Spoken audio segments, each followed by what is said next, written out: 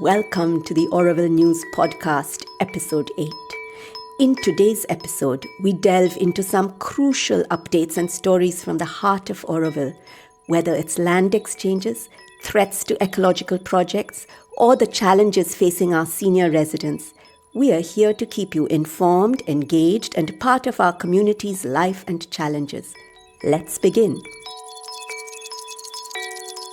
Oro Orchard, one of the biggest Auroville organic farms, is being cut into, which will result in severe damage to the farm and its viability. Why should we care? This first farmland of Auroville is a symbol of Auroville's organic farming heritage.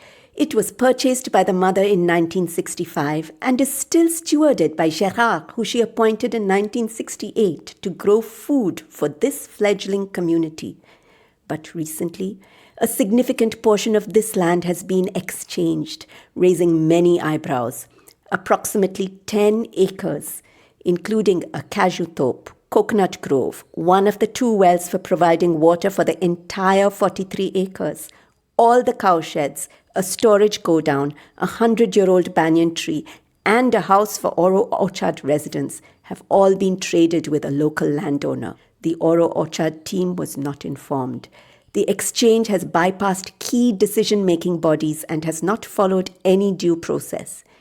This move is a big deal because it represents not only a potential financial loss to Auroville of dozens of crore rupees, worth millions of US dollars, but also a significant shift in how Auroville's precious resources are managed.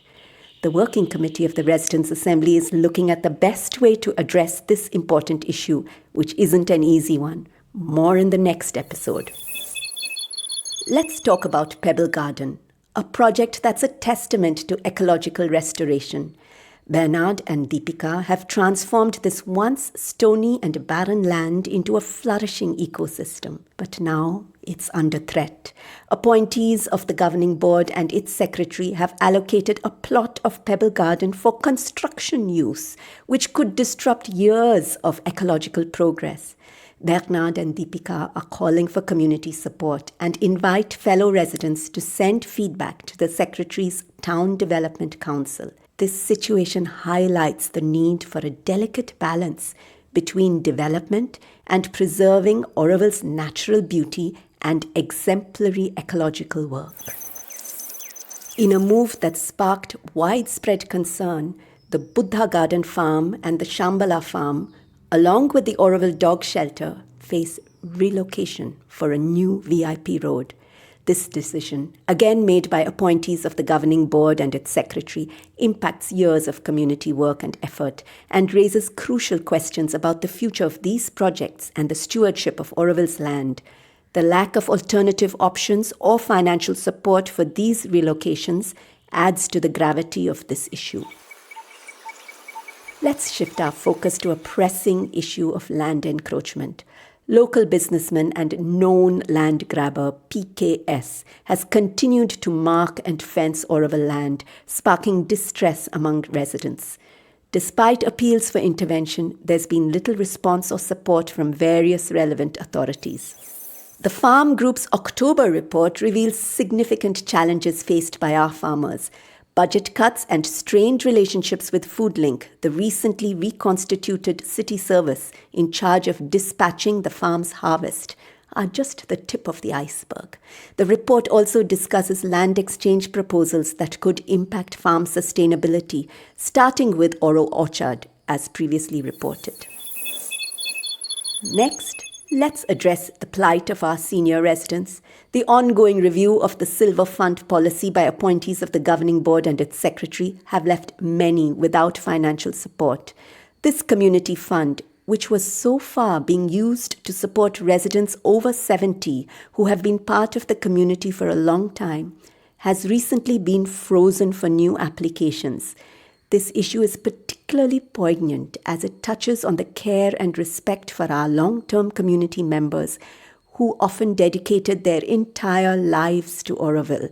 The situation calls for immediate attention and a compassionate resolution. To finish on a more positive note, the 4th issue of the Voice of Auroville Journal is out and available on auroville.media website.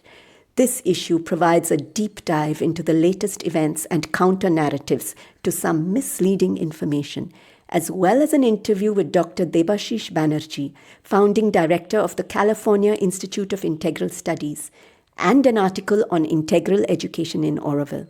It's a valuable resource for staying informed and engaged with Auroville's evolving narrative. That's a wrap for today's episode of the Auroville News Podcast. We've covered a wide range of pressing issues, from land management controversies to the challenges faced by our senior residents. We'd like to cover more positive news, but these last weeks have been particularly challenging for those of us actively following Auroville's unfolding events. We hope to be able to report on some positive developments in our next episode.